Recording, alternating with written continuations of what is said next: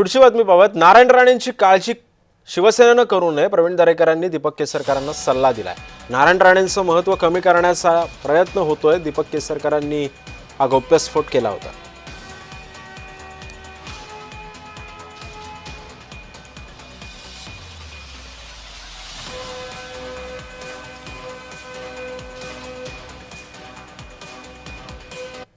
एक 1,40,000 डेफिसिट होतं, ते कापून सिंधुदुर्गने 40,000 लीड दिलं आणि आमची सीट विजयी झाली.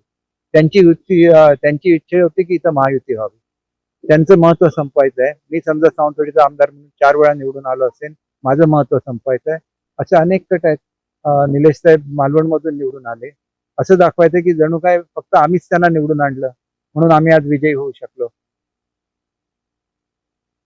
राणेंची काळजी करायला भारतीय जनता पार्टी सक्षम आहे.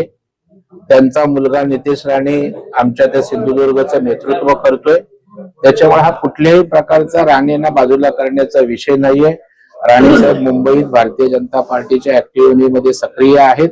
आता त्यांचा मुलगा त्या ठिकाणी नेतृत्व करायला सक्षम झालाय. राणे परवाच गेले होते, सगळ्या उमेदवारांना भेटले, आशीर्वाद दिला.